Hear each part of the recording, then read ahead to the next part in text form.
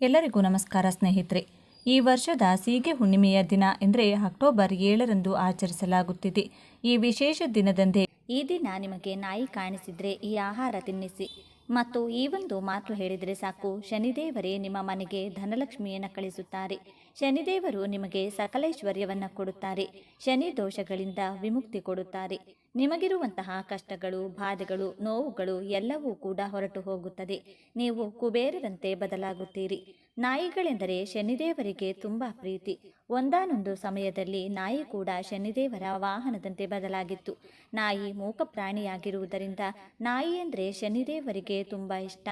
ಎಲ್ಲ ಪ್ರಾಣಿಗಳಲ್ಲಿಯೂ ತುಂಬ ವಿಶ್ವಾಸ ಹೊಂದಿರುವಂತಹ ಪ್ರಾಣಿ ನಾಯಿ. ಆದಿಮಾನವನ ಕಾಲದಿಂದಲೂ ಮನುಷ್ಯರು ನಾಯಿಯನ್ನ ಸಾಕು ಪ್ರಾಣಿಯಂತೆ ಬೆಳೆಸುತ್ತಿದ್ದಾರೆ. ಬೇಟೆಗಾರನು ಬೇಟೆಯಾಡುವುದರಲ್ಲಿ ಸಾಕು ಪ್ರಾಣಿಯಾದ ನಾಯಿಯನ್ನ ಉಪಯೋಗಿಸುತ್ತಿದ್ದರು. ಇತರ ಪ್ರಾಣಿಗಳಿಗಿಂತ ನಾಯಿ ತುಂಬ ಬುದ್ಧಿವಂತಿಕೆಯನ್ನು ತೋರಿಸುತ್ತದೆ. ನಾಯಿ ವಾಸನೆ ನೋಡಿ ಯಾವುದನ್ನಾದರೂ ಕಂಡುಹಿಡಿಯುವ ಶಕ್ತಿ ಹೊಂದಿದೆ. ಆದ್ದರಿಂದಲೇ ಕಳ್ಳರನ್ನ ಹಿಡಿಯಲು ನಾಯಿಗಳನ್ನು ಬಳಸುತ್ತಾರೆ. ಮನುಷ್ಯರಿಗೆ ಕಾಣಿಸದಂತಹ ಕೆಲವು ಶಕ್ತಿಗಳು ನಾಯಿಗಳ ಕಣ್ಣಿಗೆ ಕಾಣಿಸುತ್ತವೆಂದು ವಿಜ್ಞಾನಿಗಳು ಕೂಡ ಹೇಳುತ್ತಿದ್ದಾರೆ. ನಾಯಿಗಳಿಗೆ ಅಲೌಕಿಕ ಶಕ್ತಿಗಳಿವೆ ಎಂದು ನಮ್ಮ ಶಾಸ್ತ್ರಗಳು ಹೇಳುತ್ತವೆ. ನಾವು ನೋಡಲಾರದಂತಹ ನಕಾರಾತ್ಮಕ ಶಕ್ತಿ ಹಾಗೂ ಸಕಾರಾತ್ಮಕ ಶಕ್ತಿಯನ್ನು ಕೂಡ ನಾಯಿ ನೋಡುತ್ತದೆ. ಈ ವಿಷಯವನ್ನ ಜ್ಯೋತಿಷ್ಯ ಶಾಸ್ತ್ರ ನಿಪುಣರು ಬಲವಾಗಿ ನಂಬುತ್ತಿದ್ದಾರೆ. ಗ್ರೀಕರ ಕಾಲದಿಂದಲೂ ನಾಯಿಗಳ ಬಗ್ಗೆ ವಿಧ ವಿಧವಾದ ನಂಬಿಕೆಗಳಿದೆ.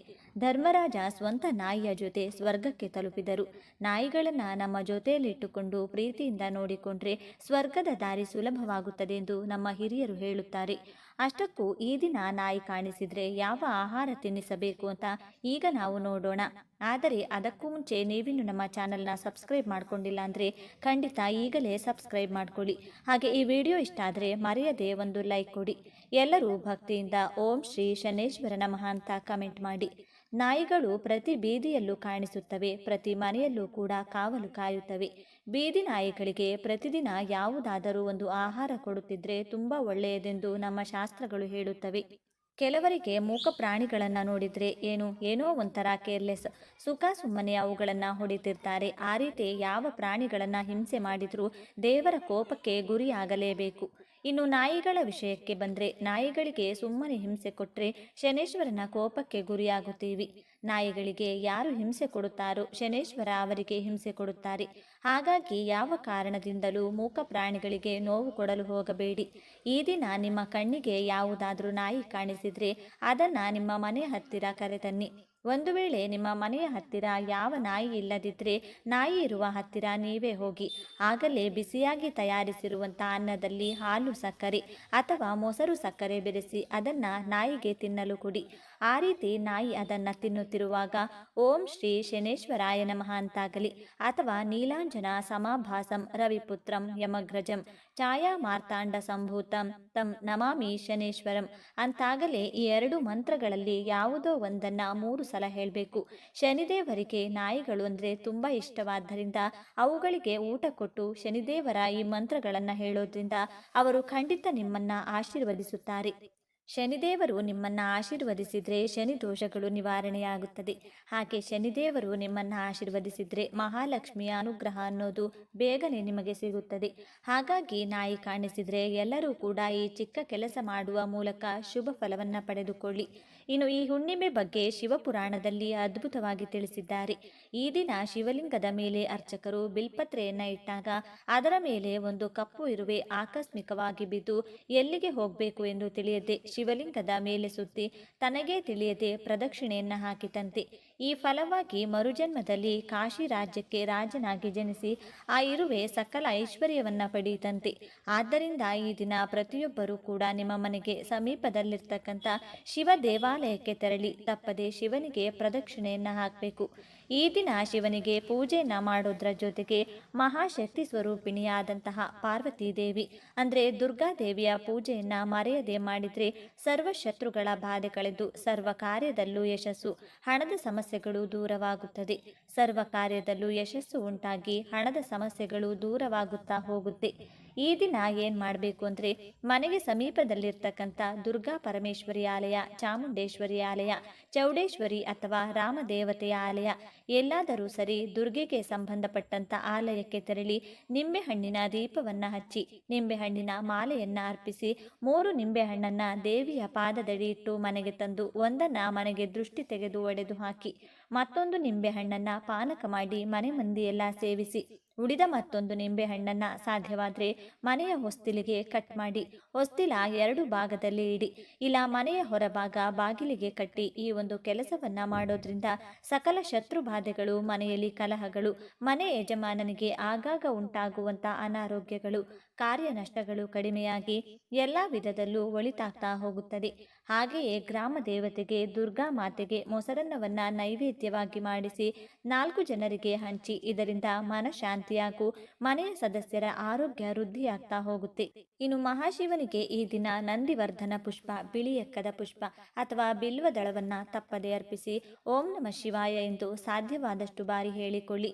ಯಾರಿಗೆ ಕುಜದೋಷ ಇದೆ, ಮದುವೆ ಭಾಗ್ಯ ಕೂಡಿ ಬರ್ತಿಲ್ಲ, ವಯಸ್ಸು ದಾಟಿದರೂ ಹುಡುಗ ಅಥವಾ ಹುಡುಗಿ ಸೆಟ್ ಆಗ್ತಿಲ್ಲ ಅಂದ್ರೆ ಎತ್ತುಗಳಿಗೆ ಮರೆಯದೆ ಬೆಲ್ಲದಿಂದ ಮಾಡಿದಂತಹ ಸಿಹಿಯನ್ನ ತಿನ್ನಿಸಿ ಅಥವಾ ಬೆಲ್ಲದ ಚೂರನ್ನ ಮೇವಿನ ಜೊತೆಗೆ ತಿನ್ನಿಸಿದ್ರೂ ಕೂಡ ಶಿವಾನುಗ್ರಹದಿಂದ ಕಂಕಣ ಭಾಗ್ಯ ಕೂಡಿ ಬರುತ್ತೆ.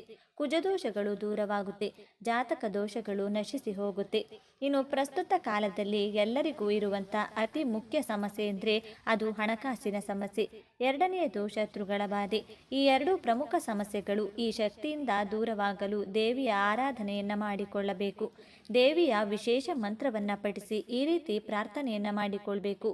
ಓಂ ಹ್ರೀಂ ಅಷ್ಟಮಹಾಲಕ್ಷ್ಮೀ ನಮಃ ಎಂದು ಸಾಧ್ಯವಾದಷ್ಟು ಬಾರಿ ಹೇಳಿಕೊಂಡು ಹಣದ ಸಂಕಷ್ಟ ಕಳೆಯಲು ಮುಖ್ಯವಾಗಿ ಬೇಕಾಗಿರುವುದು ನೆಮ್ಮದಿ ಹಾಗೂ ಯಶಸ್ಸು. ಆ ಯಶಸ್ಸನ್ನು ನೀಡು ತಾಯಿ, ನಮಗಿರುವಂತಹ ಸರ್ವ ಶತ್ರುಗಳ ಬಾಧೆಯನ್ನು ದೂರ ಮಾಡು ತಾಯಿ. ಶತ್ರುಗಳನ್ನು ಚೆನ್ನಾಗಿಡು, ಅವರು ಚೆನ್ನಾಗಿದ್ದು ನಮ್ಮ ತಂಟೆಗೆ ಬಾರದಂತೆ ಮಾಡುವಂತ ಕೈ ಮುಗಿದುಕೊಳ್ಳಬೇಕು. ವಿಶೇಷವಾಗಿ ಪ್ರಾರ್ಥನೆಯನ್ನು ಮಾಡಿಕೊಳ್ಳಿ. ಇದರಿಂದ ಹಣದ ಸಮಸ್ಯೆ, ಶತ್ರುಗಳ ಸಮಸ್ಯೆ ಕಳೆಯುವುದಷ್ಟೇ ಅಲ್ಲದೆ ನಿಮ್ಮ ಮನೆಗೆ ಕುಟುಂಬದ ಸದಸ್ಯರಿಗೆ ಮಾಟ ಮಂತ್ರ, ದುಷ್ಟಶಕ್ತಿಗಳ ಕಾಟ ಕೆಲಸ ಮಾಡದಂತೆ ಆ ದೇವಿಯೇ ರಕ್ಷಣೆಯಾಗಿ ನಿಲ್ಲುತ್ತಾಳೆ. ನಂತರ ಪಕ್ಷಿ ಪ್ರಾಣಿಗಳಿಗೆ ಆಹಾರವನ್ನು ಹಾಕಿ ಪಿತೃಗಳನ್ನ ಹೆಸರನ್ನ ಹೇಳ್ತಾ ನಮಸ್ಕಾರವನ್ನ ಮಾಡಿಕೊಳ್ಬೇಕು. ಯಾರಿಗಾದ್ರೂ ಒಂದು ದಿನಕ್ಕಾಗುವಂತಹ ಊಟದ ರೇಷನ್ನನ್ನ ಅಂದರೆ ಸ್ವಯಂ ಪಾಕದ ರೀತಿಯಲ್ಲಿ ನೀವು ನೀಡಿದ್ರೂ ಪಿತೃಗಳು ಸಂತೃಪ್ತರಾಗ್ತಾರೆ. ಪಿತೃಗಳ ಕೃಪೆಯಿಂದ ವಂಶದ ಅಭಿವೃದ್ಧಿ ಅನ್ನೋದು ಆಗ್ತಾ ಹೋಗುತ್ತೆ. ಈ ದಿನ ಮರೆಯದೆ ಶಿವನ ದೇಗುಲದಲ್ಲಿ ಪ್ರದಕ್ಷಿಣೆಯನ್ನು ಮಾಡಿ, ಅದರಲ್ಲೂ ಚಂಡಿ ಪ್ರದಕ್ಷಿಣೆಯನ್ನು ಮಾಡಿದರೆ ತುಂಬ ಒಳ್ಳೆಯದು. ಹಾಗೆಯೇ ಈ ದಿನ ಮತ್ತೊಂದು ಪ್ರತ್ಯೇಕತೆ ಏನೆಂದರೆ ನವಗ್ರಹಗಳಲ್ಲಿ ಚಂದ್ರನಿಗೆ ಒಮ್ಮೆ ಚರ್ಮದ ಸಮಸ್ಯೆ ಬಂದಾಗ, ಆರೋಗ್ಯದ ಸಮಸ್ಯೆ ಬಂದಾಗ ಮಹಾಶಿವನಿಗೆ ಈ ದಿನ ಗೋವಿನ ಹಾಲು ಹಾಗೂ ಮೊಸರಿನಿಂದ ಅಭಿಷೇಕವನ್ನ ಮಾಡಿ ಆ ಅನಾರೋಗ್ಯ ಸಮಸ್ಯೆಯಿಂದ ಮುಕ್ತಿ ಪಡೆದಿದ್ದನಂತೆ. ಆದ್ದರಿಂದ ಈ ಒಂದು ದಿನ ಯಾವ ಶಿವಲಿಂಗವಾದರೂ ಸರಿ ಹಾಲು ಹಾಗೂ ಮೊಸರಿನಿಂದ ಅಭಿಷೇಕವನ್ನ ಮಾಡಿದರೆ ದೀರ್ಘಕಾಲದ ಅನಾರೋಗ್ಯದ ಸಮಸ್ಯೆಯಿಂದ ಮುಕ್ತಿ ಹೊಂದಬಹುದು. ಶಿವನ ಕೃಪೆಯಿಂದ ಆರೋಗ್ಯ ವೃದ್ಧಿಯಾಗುತ್ತೆ, ಆರೋಗ್ಯ ಸದಾಕಾಲ ಚೆನ್ನಾಗಿರುತ್ತದೆ. ಜೊತೆಗೆ ಈ 3 ನಾಮಗಳನ್ನು ಹೇಳಿಕೊಂಡು ಶಿವಲಿಂಗಕ್ಕೆ ಅಭಿಷೇಕವನ್ನ ಮಾಡೋದಾಗಿರಬಹುದು ಅಥವಾ ಅಭಿಷೇಕವನ್ನ ಮಾಡಿಸೋದಾಗಿರಬಹುದು, ಮಾಡಿಕೊಳ್ಳಬಹುದು. ಇಲ್ಲ ಅಭಿಷೇಕವನ್ನ ಮಾಡಲು ಅಥವಾ ಮಾಡಿಸಲು ಸಾಧ್ಯವಿಲ್ಲ ಅನ್ನೋದಾದ್ರೂ ಕೂಡ ಈ 3 ನಾಮಗಳನ್ನು ಹೇಳಿಕೊಂಡ್ರೆ ಅದ್ಭುತವಾದಂತಹ ಫಲಪ್ರಾಪ್ತಿಯಾಗುತ್ತದೆ. ದೀರ್ಘಕಾಲದ ಅನಾರೋಗ್ಯದ ಸಮಸ್ಯೆಗಳು ಕಳೆದು ಶಿವ ಅನುಗ್ರಹಕ್ಕೆ ಪಾತ್ರರಾಗಬಹುದು. ಈ 3 ನಾಮಗಳು ಯಾವುವು ಅಂತ ನೋಡೋದಾದ್ರೆ ಬಿಲಾಂಬಿಕೇಶ, ವೈದ್ಯೇಶ, ಭವರೋಗ, ರೇತಿಜ. ಈ 3 ನಾಮವನ್ನ ಹೇಳ್ಕೊಂಡು ಈ ದಿನ ತಪ್ಪದೆ ಶಿವನಿಗೆ ನಮಸ್ಕಾರವನ್ನ ಮಾಡಿಕೊಳ್ಳಿ. ನೋಡಿದ್ರಲ್ಲ, ಮಾಘ ಮಾಸದ ಹುಣ್ಣಿಮೆಯ ದಿನ ಯಾವೆಲ್ಲ ವಿಧಿವಿಧಾನವನ್ನ ಪಾಲಿಸಬೇಕು ಅಂತ ಇವತ್ತಿನ ಈ ವಿಡಿಯೋದಲ್ಲಿ ತಿಳಿಸಿಕೊಟ್ಟಿದ್ದೇನೆ. ಈ ವಿಡಿಯೋ ನಿಮಗೆ ಇಷ್ಟ ಆದರೆ ಲೈಕ್ ಮಾಡಿ, ಶೇರ್ ಮಾಡಿ. ಇಂತಹ ಹೆಚ್ಚಿನ ಉತ್ತಮ ಮಾಹಿತಿಗಳಿಗಾಗಿ ತಪ್ಪದೆ ನಮ್ಮ ಚಾನೆಲ್ನ ಸಬ್ಸ್ಕ್ರೈಬ್ ಮಾಡ್ಕೊಳ್ಳಿ. ನಾಳೆ ಮತ್ತೊಂದು ವಿಡಿಯೋದೊಂದಿಗೆ ಪುನಃ ಭೇಟಿಯಾಗೋಣ. ಧನ್ಯವಾದಗಳು.